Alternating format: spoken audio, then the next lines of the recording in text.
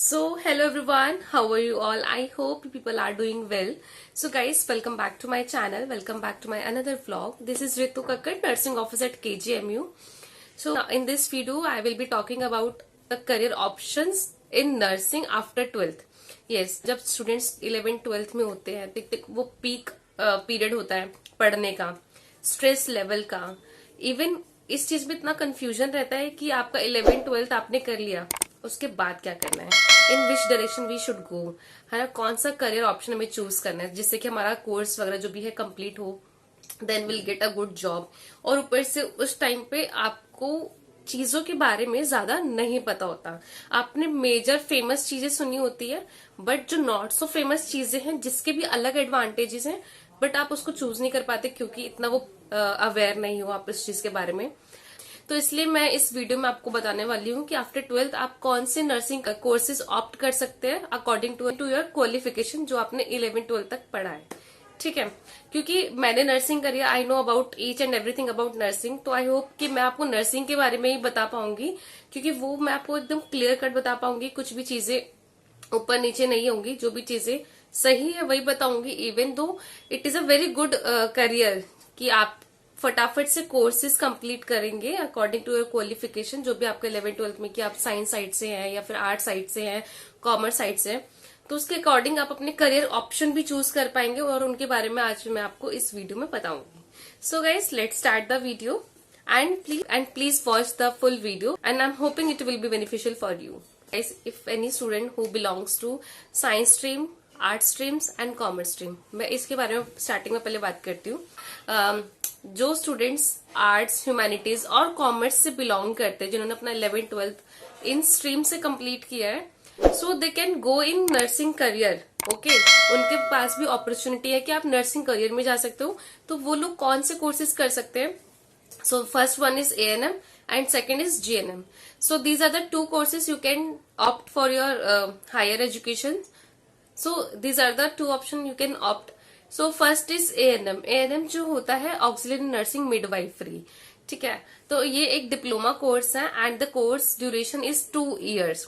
ठीक है, एंड इसका एलिजिबिलिटी क्या रहता है कि आप 17 years तक होने चाहिए आपका मिनिमम एज. क्वालिफिकेशन क्या मांगते हैं आपकी कि you can belong to any of the stream like arts, commerce और इवन साइंस. ओके, सो आप ये वाले अगर आपके पास स्ट्रीम है तो you can do this course. Okay, तो आपके 50% मार्क्स होने चाहिए, तो you can go in this direction also. ठीक है, तो अब ANM होता क्या है? जैसे कि आप देखते हैं हेल्थ सेंटर्स होते हैं, काफी सारे जगह जगह पे हेल्थ सेंटर्स बने रहते हैं. तो जो वहां पे नर्सेज होती हैं that is ANM, auxiliary nurse midwifery बोलते हैं इस कोर्स को.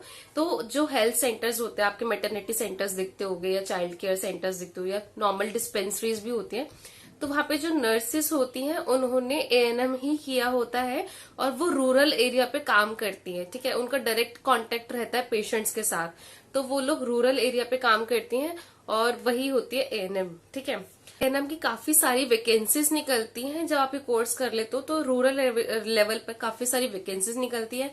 इनका पे स्केल भी अच्छा होता है. Second one that I have told you that is GNM, general nurse midwifery. ठीक है, सो GNM आप कैसे कर सकते हैं? अगर कोई भी स्टूडेंट जिसने आर्ट्स ले रखी है, साइंस ले रखी है, कॉमर्स ले रखी है, तो दे can go for GNM also. ठीक है, GNM एक 3 years का कोर्स होता है, 3 years का ड्यूरेशन रहता है कोर्स का. एंड आफ्टर डूइंग, और ये भी एक डिप्लोमा कोर्स है, ये डिग्री कोर्स नहीं है. ANM भी डिप्लोमा था, GNM भी डिप्लोमा है. तो ये उन लोगों के लिए अपॉर्चुनिटी है.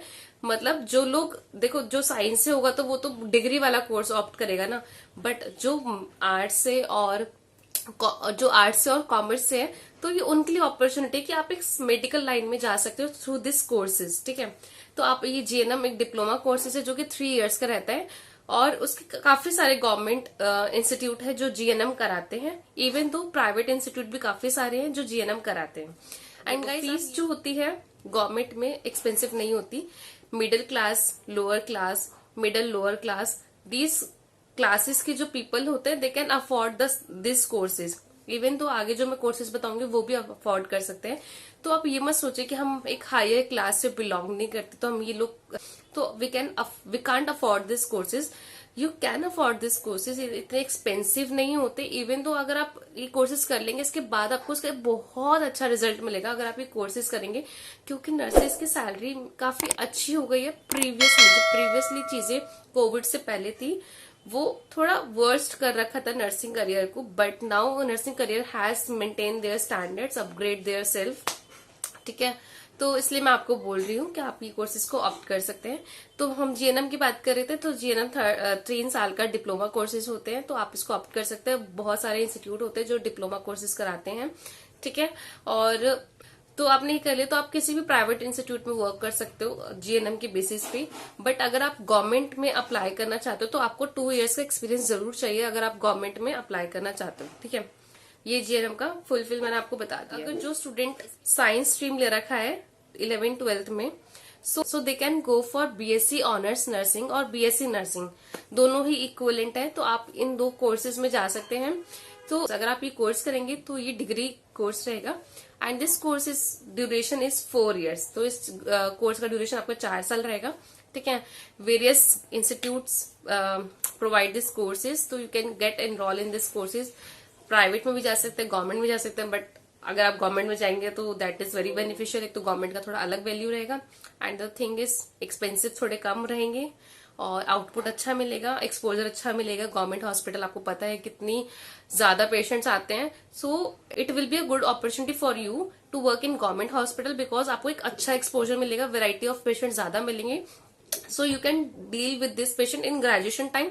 तो जब आप जॉब में जाएंगे तो आपको इतना डिफिकल्ट नहीं होगा, आप बहुत इजीली चीजें अपना आप ही हैंडल कर लेंगे। आपको हर चीज का ट्रीटमेंट, हर चीज का प्लानिंग पता होगा कि हाँ इसके लिए हम ये कर सकते हैं, क्योंकि एक्सपोजर आपको बहुत मिला। इवन आप इंडिपेंडेंटली भी काम कर सकते हैं उन हॉस्पिटल्स में, क्योंकि जो आपके मेंटोर्स होते हैं वो आपको देखते रहते हैं, but they will provide a back support कि आप हाँ अपने आप काम करिए।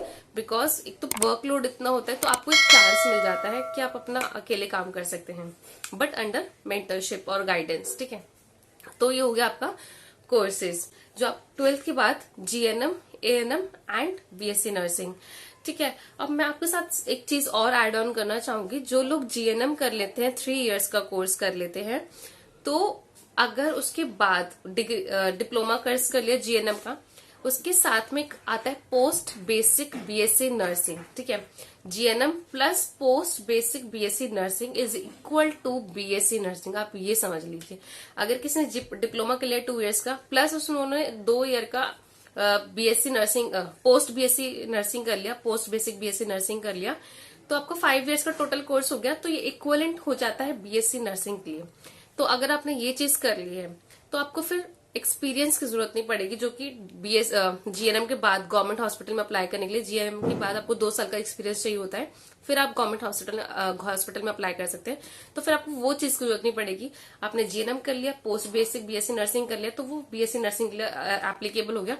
और जो भी लोग बीएससी नर्सिंग करते हैं तो उन लोगों को एक्सपीरियंस की जरूरत नहीं पड़ सकती, they can easily apply after graduation. तो ग्रेजुएशन हो गई तो आप एक बार गवर्नमेंट जॉब के लिए वैसे ही अप्लाई कर सकते हैं।